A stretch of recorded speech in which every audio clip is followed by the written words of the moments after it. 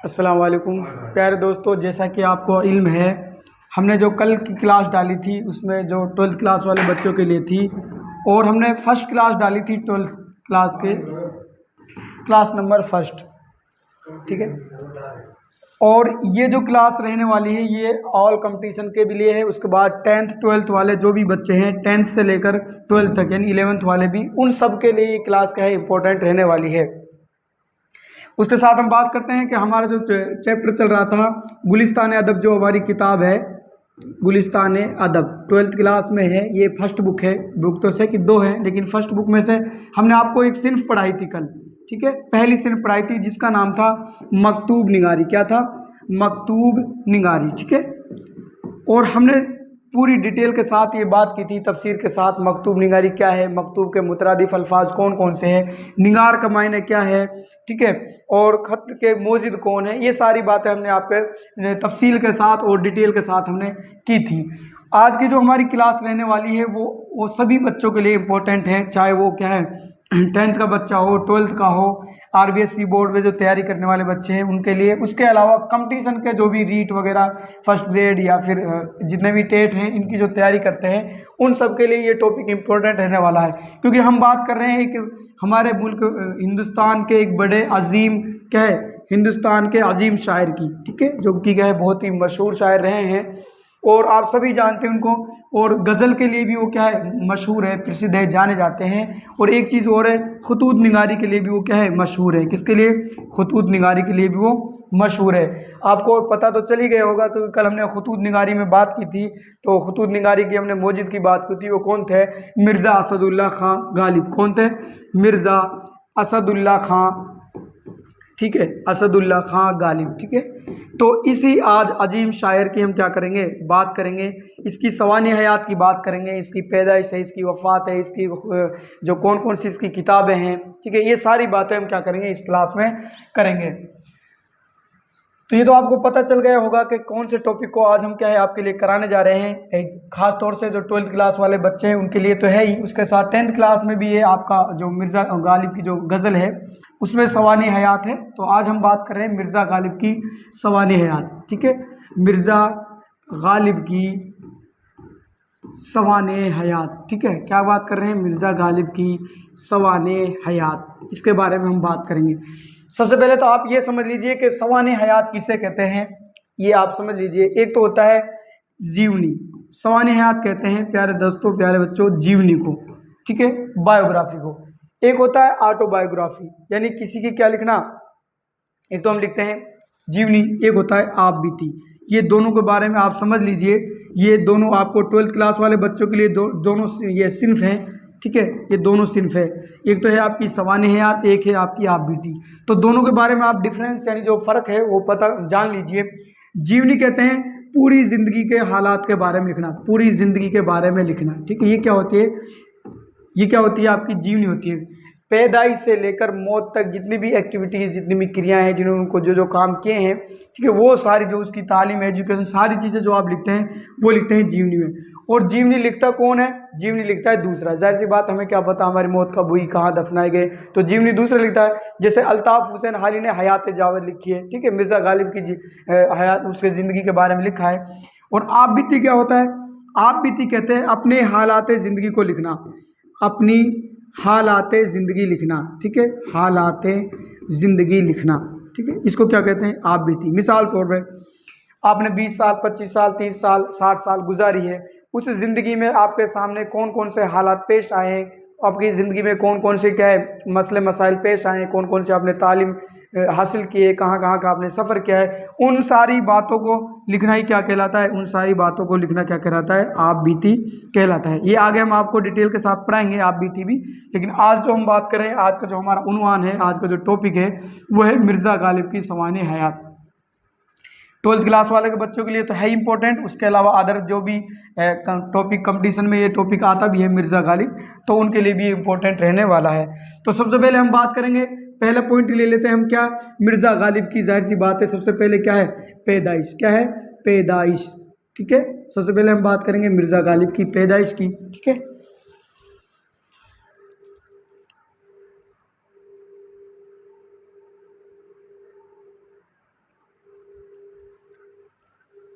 तो मिर्ज़ा गालिब की पैदाइश की मैं बात कर लेंगे तो सबको पता है जैसा कि 27 दिसंबर, ठीक है, 27 दिसंबर 1797, ठीक है, 27 दिसंबर 1797 में मिर्ज़ा गालिब क्या हुए, पैदा हुए और कहाँ हुए थे, आगरा, ठीक है, कहाँ हुए थे, आगरा, जिसको अकबराबाद भी कहते थे पहले, लेकिन वर्तमान में क्या है, आगरा में इसकी पैदाइश हुई थी। उसके बाद हम बात करेंगे ये क्या है, इसकी ज़िंदगी ऐसी हालात ज़िंदगी गुजरी है। मैं आपको थोड़ा सा बता दूं कि इसके बचपन में ही यानी 5-7 साल की उम्र में ही इसके क्या है, वालिद का इंतकाल हो जाता है, ठीक है। और फिर इसके बाद इसकी जो चाचा हैं, चाचा नसरुल्लाह बेग, इसकी क्या करते हैं, परवरिश करते हैं, लेकिन कुछ साल बाद भी उसके चाचा का भी इंतकाल हो जाता है। पूरी ज़िंदगी इसकी दुश्वारी के साथ गुजरती है, लेकिन ये बाद में क्या है, बड़े अजीम शायर बनते हैं। बहादुर शाह जफ़र, जो कि क्या है, मुगलों के जो आखिरी बादशाह रहे, मुगलों के आखिरी बादशाह मतलब जो तख्त पे बैठे थे, मुगलों के जो बादशाह थे, कौन, बहादुर शाह जफर, कौन थे, बादशाह बहादुर शाह जफर, उसके क्या रहे, उसके ये उस्ताद रहे, क्या रहे, उस्ताद रहे, ठीक है। तो इससे बड़ी बात क्या हो सकती है। लेकिन एक आपके नॉलेज के लिए बता देता हूँ, इन्होंने पूरी ज़िंदगी पढ़ने के लिए कोई किताब वगैरह नहीं खरीदी और ना ही उनका कोई घर का खुद का कोई मकान था, बल्कि इन्होंने पूरी ज़िंदगी किराए पर गुजार दी।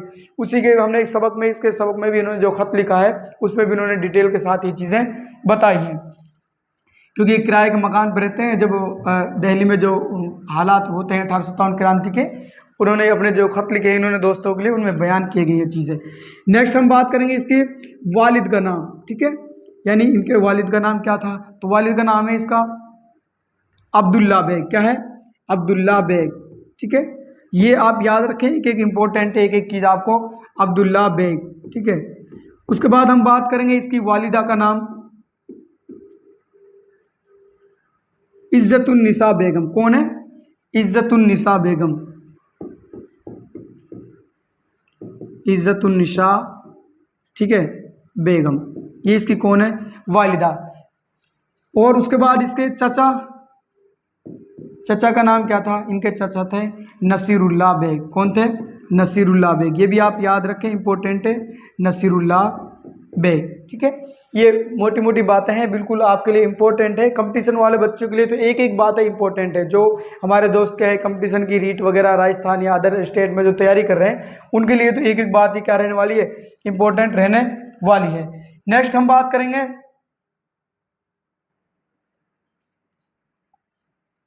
ठीक है, उसके बाद इनका तखल्लुस, इसकी बात करें, तखल्लुस हमने जो कल की क्लास गज़ल वगैरह पढ़ाई थी, ठीक है, उसमें हमने सारी बातें की थी, तखल्लुस क्या है ये सारी बात हमने बता दी थी। तो सबसे पहले इन्होंने जो तखल्लुस इस्तेमाल किया था वो था, क्या था, असद, यानी इसका जो पहला तखल्लुस था वो क्या इस्तेमाल करते थे, असद इस्तेमाल करते थे। लेकिन बाद में कौन सा तखल्लुस इस्तेमाल किया इन्होंने, बाद में इन्होंने इस्तेमाल किया गालिब, कौन सा क्या था, गालिब, यानी मौजूदा दौर में इसके जो तखल्लुस है वो क्या है, गालिब है, ठीक है। उसके बाद हम बात करते हैं मिर्ज़ा गालिब की जो खुसूसियात है, जो इन्होंने जो लिखना शुरू किया था वो किस ज़बान से किया था, वो भी आप याद रखें। यानी मिर्ज़ा गालिब ने जो शायरी की शुरुआत की थी, मिर्ज़ा गालिब ने शायरी की शुरुआत किससे की थी, किस ज़बान से की थी। अब बहुत से बच्चे क्या कहेंगे, बहुत से बच्चे ये समझेंगे कि भाई अगर उर्दू वाले, हम उर्दू में पढ़ रहे हैं तो जाहिर सी बात है इन्होंने उर्दू से शुरू की होगी, लेकिन इन्होंने उर्दू से शुरू नहीं की, बल्कि किससे की थी, इन्होंने शुरुआत की थी फ़ारसी ज़बान से। किससे की थी, फ़ारसी ज़बान से इन्होंने शुरुआत की थी, ठीक है। उसके बाद इसकी जो अहलिया मोहतरमा है उसकी बात कर लेते हैं।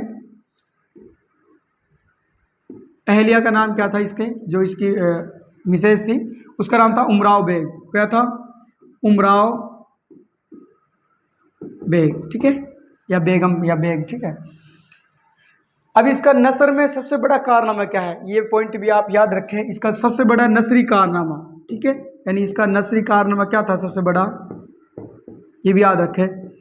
इन्होंने क्या है, खुतूत निगारी का क्या है, इन्होंने खुतूत निगारी की शुरुआत की। जो इसका नसरी कारनामा है वो क्या था सबसे बड़ा, खुतूत निगारी की शुरुआत, ठीक है, खुतूत निगारी की शुरुआत, ये इसका सबसे बड़ा नसरी कारनामा था। इन्होंने क्या लिखे थे, ख़त लिखे थे, और ख़त की भी इनकी खुसूसियात क्या थी, मुख्तसर अलकाब व आदाब का इस्तेमाल करना, मरासले को मुकालमा बना दिया, ये भी किसकी थी, ये भी मिर्ज़ा गालिब की ख़त की खुसूसियात थी।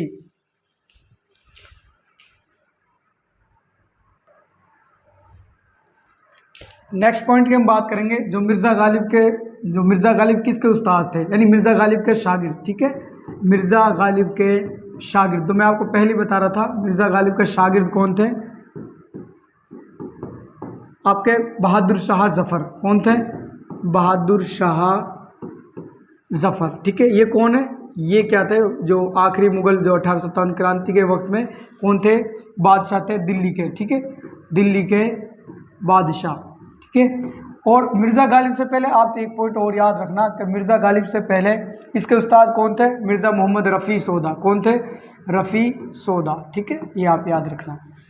नेक्स्ट हम बात करेंगे इन्होंने कौन कौन सी किताबें लिखी है। मैं अभी 12th क्लास वालों के लिए अकॉर्डिंग बात कर रहा हूँ, बाकी कंपटीशन के लिए भी ये चीज़ें हैं। इनकी किताबें कौन कौन सी है? ठीक है, किताब है इसकी महर नीम रोज़। कौन सी है? महर नीम रोज़। ठीक है, पंच आहंग, दूसरी किताब है इसकी पंच आहंग। ठीक है, ये इनकी किताबों के नाम है। तीसरी किताब है ये दूसरी हो गई आपकी, ये पहली किताब होगी। तीसरी है दस्ते नबू। क्या है? दस्ते नबू, दस्ते नबू। ठीक है, दस्ते नबू। उसके बाद हम बात करेंगे इसके तकरीबन इन्होंने जो खत लिखे हैं, तकरीबन इसके जो खतूत हैं, तकरीबन इन्होंने 900 खतूत लिखे हैं। ठीक है, अपने दोस्तों के लिए तकरीबन 900 इन्होंने क्या लिखे हैं? खतूत लिखे हैं। नेक्स्ट हम बात करेंगे इनके जो खतूत के मजमूए हैं, ये इंपॉर्टेंट है, आप इसको याद रखना। ये जो मिर्ज़ा गालिब के खतूत के मजमूए, ठीक है, इसको आप याद रखना। क्या है? खतूत के मजमूए। ठीक है, खतूत के मजमूए, उनके नाम आप याद रखना, मजमूए। पहला है आपका, दो है इसके औदे हिंदी। कौन सा है? औदे हिंदी। ठीक है, ये बहुत ही इंपॉर्टेंट है ये टॉपिक। पहला है औदे हिंदी, दूसरा है आपका उर्दू मुअल्ला। कौन सा है? उर्दू मुअल्ला। ठीक है, ये इसके क्या है? खतूत के मजमूए, बहुत ही इंपॉर्टेंट है। उसके बाद इसके बात करते हैं दीवान की। मिर्ज़ा गालिब का दीवान कौन सा था? मिर्ज़ा गालिब का दीवान, सबसे पहले तो आप ये जान लें प्यारे दोस्तों कि दीवान किसे कहते हैं। दीवान कहते हैं शायरी की किताब को। किसको कहते हैं? शायरी की किताब। ठीक है, शायरी की किताब क्या कहलाती है? आपकी दीवान कहलाती है। क्या कहलाती है? दीवान कहलाती है। ठीक है, तो इसके जो मिर्ज़ा गालिब का जो दीवान का नाम क्या था? दीवाने गालिब। क्या था? दीवाने गालिब। ये आप याद रखें, दीवाने गालिब। ये क्या है? मिर्ज़ा गालिब के दीवान का नाम है, जो कि क्या है? दीवाने गालिब।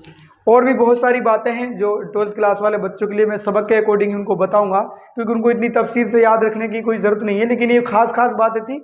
अगर आप ये याद रखेंगे तो बहुत ही अच्छी चीज़ें रहेंगी। इसके अलावा जो कंपटीशन वाले बच्चे हैं उनको तो एक एक बात खास याद, ये सारी बातें उनको तो याद रखनी है। 12th क्लास वाले के लिए इंपॉर्टेंट क्या है? इन्होंने अपने दोस्तों के लिए क्या लिखे हैं? इन्होंने अपने दो दोस्त हैं, उनके लिए क्या लिखे? खत लिखे हैं। दोस्तों के लिए क्या लिखे हैं? खत लिखे हैं। जो पहला कौन सा? मुंशी नबी बख्श हकीर। कौन सा था? मुंशी नबी बख्श हकीर। ठीक है, और मुंशी हरगोपाल तुफ्ता, ये पहला दोस्त है। और दूसरा कौन था? मुंशी हरगोपाल, ठीक है, तुफ्ता। ठीक है, ये आप रखें, याद रखें। ठीक है, तुफ्ता। ये कौन है? ये मिर्ज़ा गालिब के जो दोस्त थे हमारे 12th क्लास में, जो चैप्टर है उनमें से एक हट गया, एक ही आपको इनमें से पढ़ना है, एक तो बिल्कुल इसमें से क्या है? हटा दिया गया है। इसके बाद हम बात करेंगे जो मिर्ज़ा गालिब की क्या बच गई। अब बच गई प्यारे दोस्तों मिर्ज़ा गालिब की वफ़ात। क्या बच गई? मिर्ज़ा गालिब की वफ़ात। जाहिर सी बात है, आप सबको पता होगा मिर्ज़ा गालिब की वफ़ात कहाँ हुई थी। बात करेंगे लास्ट में, पॉइंट आपको हो जाएगा मिर्ज़ा गालिब की वफ़ात। वफ़ात को हम क्या बोलते हैं? रहलत भी बोलते हैं। ये भी आप पॉइंट याद रखें। वफ़ात की जगह क्या दे सकता है? रहलत दे सकता है, जिसको हम कहते हैं। और आपको क्या दे सकता है? इंतकाल। क्या दे सकता है? इंतकाल भी दे सकता है। ठीक है, क्या दे सकता है? इंतकाल। तो आपको पता है 15 फरवरी 1869, 15 फरवरी 1869 में मिर्ज़ा गालिब की क्या होती है? मिर्ज़ा गालिब की वफ़ात होती है। और वो कहाँ होती है प्यारे दोस्तों? वो होती है दिल्ली में। कहाँ होती है? दिल्ली में। ये बहुत इंपॉर्टेंट है, आप इसको याद रखें। ठीक है, दिल्ली में भी क्या है, जो अपने जो कहते हैं हज़रत निज़ामुद्दीन औलिया है, जो क्या है, हज़रत निज़ामुद्दीन औलिया की जो कब्र है उसके पास इसको क्या है? दफनाया गया है। ठीक है, ये चीज़ है। इसके बाद हम बात करेंगे जो आपके 12th वालों के लिए जो सिलेबस में ही है, उसको हम बात पढ़ाएंगे जो आपको इम्पोर्टेंट है।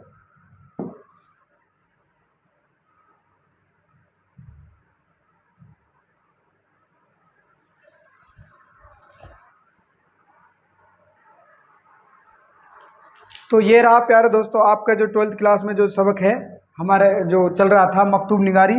उसमें क्या है, मकतूब निगारी के जो मौजिद है वो कौन है, आपके मकतूब निगारी के मौजिद आपके मिर्ज़ा गालिब हैं।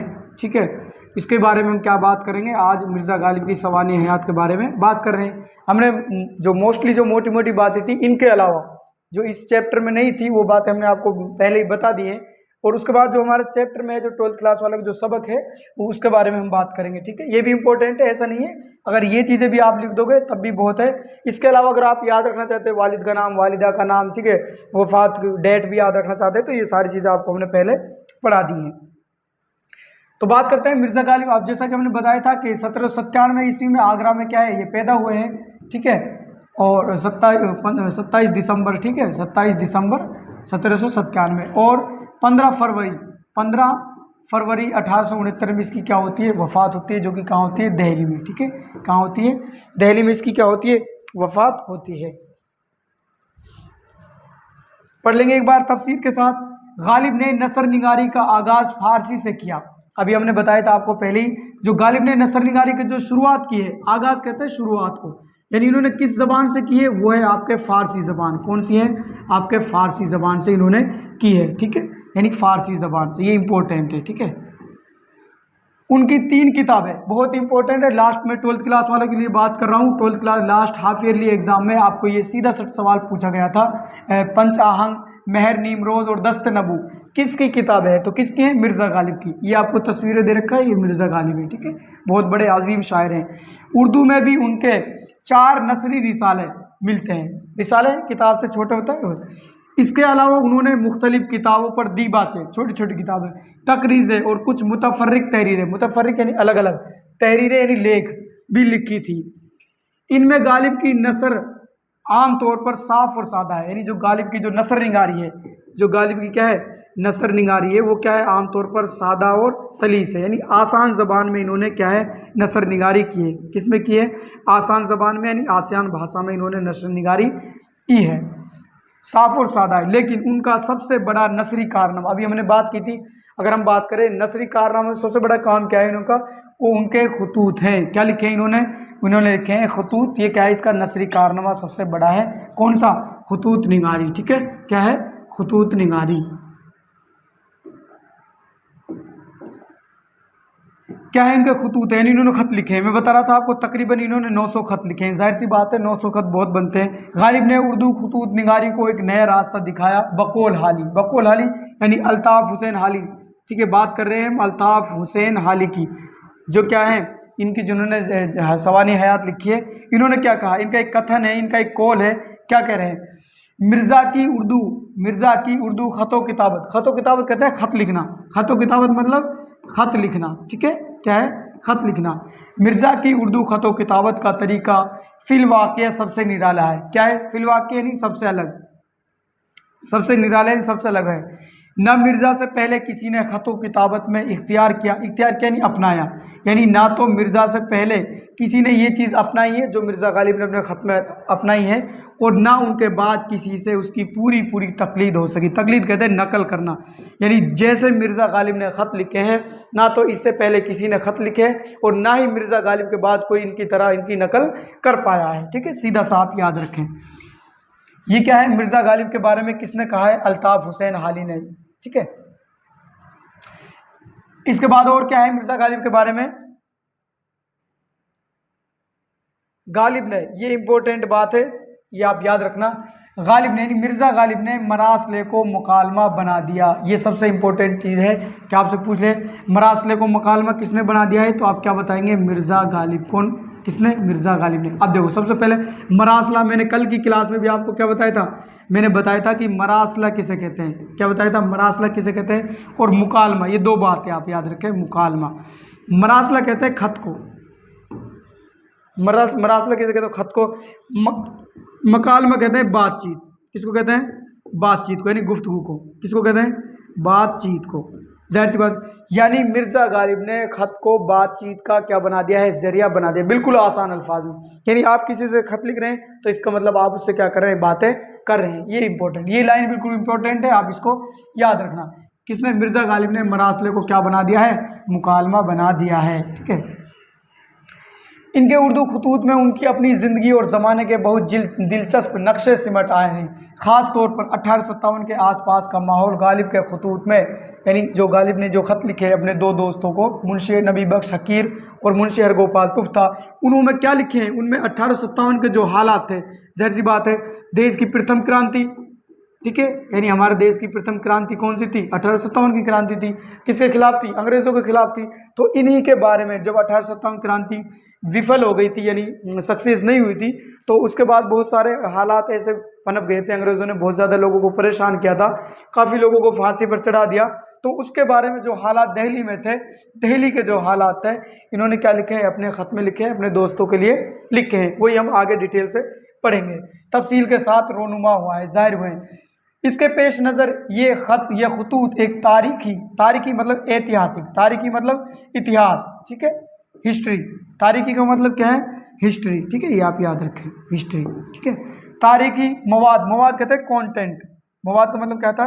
कंटेंट, ठीक है, मवाद करते हैं कंटेंट की हैसियत भी रखते हैं। गालिब के उर्दू खतूत के दो मजमुए, मैंने आपको बताया था गालिब के खतूत के दो मजमुए कौन कौन से? पहला आपका ओहदे हिंदी, पहला कौन सा है? ओहदे हिंदी, ठीक है, ये आपका खतूत के मजमुए कहते हैं संग्रह, जिसमें बहुत सारे ख़त लिखे हुए हैं।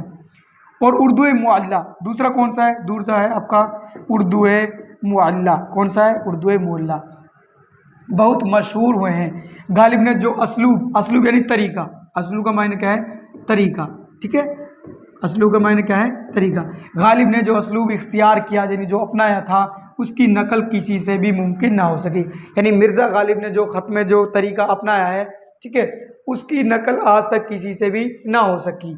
अब देखो क्या क्या मिलेगा आपको मिर्ज़ा गालिब के खतूतों में, हर चीज़ आपको इसमें मिल जाएगी। जैसे मिसाल तौर पे वाक्य निगारी मतलब वाक्य को इस तरह पेश करना कि लोगों के दिल पे क्या है? वो असर करे। जाहिर सी बात है, कोई भी आप वाक्य लिख रहे हैं तो वो अच्छी तरीके से होना चाहिए। तो इन्होंने जो वाक्य निगारी की है वो बहुत ही अच्छी की है। इन जो वाक्य लिखे हैं, वाक्य निगारी, मंजर निगारी, मंजर यानी कोई दृश्य, और जज्बात निगारी यानी अपनी फीलिंग, जज्बात निगारी मतलब अपने जज्बात लिखना। इनको क्या है? जज्बात निगारी की गैर मामूली मिसालें इनके खतूत में बिखरी हुई हैं, यानी ये सारी चीज़ें इनके खतूत में मिलती हैं। ये उसके खतूत की खुसूसियात हैं, वाक्य निगारी, मंजर निगारी और जज्बात निगारी। इसी के साथ साथ तंज़ व मिज़ाह का अंसर भी गालिब की नसर में एक ख़ास हैसियत रखता है। तंज़ व मिज़ाह के मायने क्या है?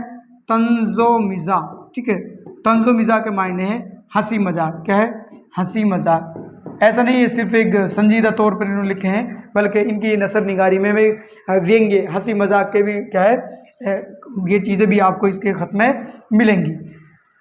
तो प्यारे दोस्तों, ये आज जो हमने बात की है, जो आज की हमारी जो क्लास थी, ये बहुत ही इंपॉर्टेंट क्लास है, बल्कि 12th के लिए नहीं है, जो 10th क्लास के बच्चे हैं उनके लिए भी, क्योंकि एक सवाल 12th क्लास वालों के लिए 4 नंबर का, 3 नंबर का, और ऐसे ही 10th क्लास वालों के लिए 3 नंबर का, जिसमें क्या आती है? मिर्ज़ा गालिब की, इंपॉर्टेंट है, मिर्ज़ा गालिब की सवाने हयात। डायरेक्ट आपसे पूछा जाता है मिर्ज़ा गालिब की सवाने हयात लिखिए, ठीक है, 10th क्लास वालों के लिए भी। तो और कंपटीशन वालों के लिए तो इम्पोर्टेंट है ही है, क्योंकि ये तो टॉपिक आपको कहीं ना कहीं आपको ज़रूर हर कंपटीशन के एग्ज़ाम में आपको ये चीज़ें क्या है? मिल जाएंगी, ठीक है, क्या होंगी? मिल जाएंगी। तो आज की क्लास में हमने क्या है? मिर्ज़ा गालिब के बारे में पढ़ा है। उम्मीद है कि आपको, ठीक है, उम्मीद करते हैं कि आपको ये क्लास क्या है? समझ आई होगी और अच्छी भी लगी होगी इंशाल्लाह। अगर फिर भी आपको कुछ डाउट है या कोई आप एडवाइस देना चाहते हैं तो आप कमेंट के ज़रिए बता सकते हैं कि सर ये चीज़ें आप इस तरह हमें बताइए, तो इंशाल्लाह ज़रूर आपको बताएंगे। ये जो क्लास चलती रहेंगी ये इम्पोर्टेंट रहेगी। जो मैं क्लास पढ़ा रहा हूँ ये 2nd क्लास है, यानी 12th क्लास वालों के लिए ये 2nd चैप्टर है हमारा। इसके बाद मिर्ज़ा गालिब ने जो खतूत लिखे हैं वो कुल मिला के 12th क्लास के लिए हम कंप्लीट बुक को कराएंगे। और इसके साथ साथ जो आपकी सिल्फ है, मैं बता रहा था आपको कि आपकी जो 60 नंबर की आपकी किताबें हैं दोनों, उसके बाद 10 नंबर की आपकी क्या है 2nd बुक है। ये एक किताब 60 नंबर की है, 2nd बुक आपकी 10 नंबर की है, और 10 नंबर की आपकी क्या है? ग्रामर है। ग्रामर में आपके एक तो क्या है? सिन्फ है जो कि 6 नंबर का है, और 4 नंबर का आपका क्या है? मजमून है। क्या है? मजमून है। ये 12th क्लास वालों के लिए है, ठीक है, यानी टोटल आपको क्या है? 80 मार्क्स का आपको पेपर करना है, ठीक है। तो आज की क्लास के लिए यहीं तक, शुक्रिया।